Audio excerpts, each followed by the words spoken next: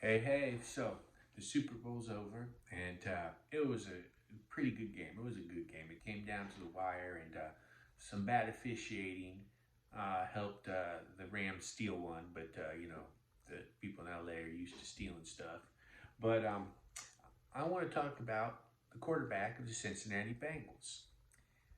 This guy is amazing. Okay, it's his second year. His name's Joe Burrow. He's from Ohio, and the Bengals have been pretty crappy. They hadn't been to the Super Bowl since I think 1988, and he brought them to the Super Bowl. They had only won like 6 games in the last 2 years before, and it's only his second year in the NFL. And he almost didn't even get to play in the NFL because of racism against him. And for a long time now, pretty much my entire life, because I'm a big sports fan, I've been seeing that there's been a lot of racism going on to make up for old racism, so they say, right? So, because there was, and the racism now is against a lot of the white players, and in particular at Ohio State. Now, I can say this because I'm an Ohio State fan. I grew up watching Ohio State since I was a little kid. So I know a lot about Ohio State football as a fan, like a lot of people from Ohio.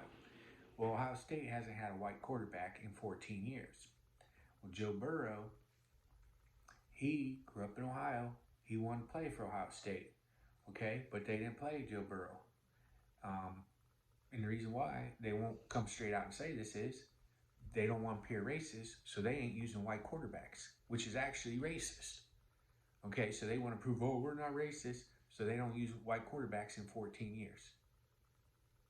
Okay, and we all know, all the Ohio State fans, we know what's up. I mean, when we get together, we know what's up. We know that Ohio State's pulling this, and it's not cool because it's not helping us win.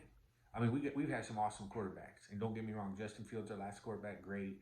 We've had we've had two in that 14 years. We have had two national champions, but Joe Burrow was the best quarterback that Ohio State has had in the last 14 years, and they put him on the bench because of color. So he went on, and the only thing I do respect Ohio State for is they told him, hey, we're not going to play you. So instead of keeping him away from other teams, they let him go to LSU, and he went to LSU one year and won national championship.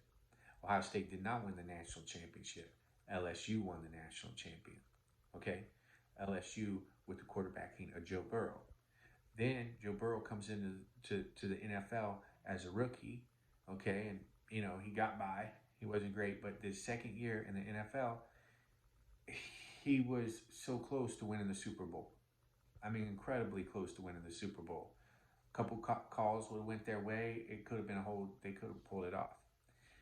So what I'm getting at is that Ohio State, that Joe Burrow, Ohio State, because of their racism, almost kept Joe Burrow from going to the Super Bowl. And this isn't the first time that Ohio State's done this. And even back in the 90s, there was a running back named Ryan Brewer. And this happens a lot to running backs, though, because of the race thing. Is he was Mr. Ohio in high school football, and he was a beast. And he went to try out for Ohio State. That was his goal. And they thought his name, Ryan Brewer, they were expecting a black dude to show up. This before technology is the way it is now. So he show up and they're like, well, where's Ryan Brewer? They're like, that's him. They're like, the white dude? Yeah. So they're like, no, we ain't picking him. So then he went to the South Carolina Gamecocks, which at the time were coached by Lou Holtz, legendary coach. The Gamecocks, Ryan Brewer's senior year, played Ohio State in a bowl game. Ohio State's a much bigger school than the Gamecocks. They should walk all over them. But that day, Ryan Brewer came out on fire, scored 5 touchdowns against Ohio State, and won. So AJ Olette is another great example of a white guy from Ohio, just phenomenal athlete. They didn't give him the chance. So all I can see is the world that I live in now, and the players now are getting there's people want to call it reverse racism. Well, it's racism either way you look at it. And at this day and age, I mean, watch the NFL, watch the commercials. Okay, clearly we aren't discriminating against black people. Let's be real. You see what's on. You see, just watch the ads. You see how the ads are being dominated. And what's the other thing? Can white people not date white people on commercials? Can white people not be married to white people on commercials? It's a little, it's a little ridiculous what they're doing. And some of these commercials don't even make sense anymore. You have like a black guy with a white woman, and they have like a Chinese kid. It's just stupid. So there's a lot of, and you know what? I don't even know what I believe in the history books anymore because of how much we've been lied to our faces the last couple of years.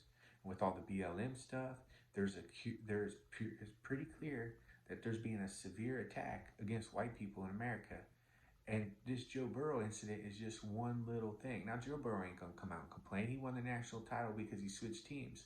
But as an Ohio State fan, I got to say, I'm disappointed with the racism going on at Ohio State football.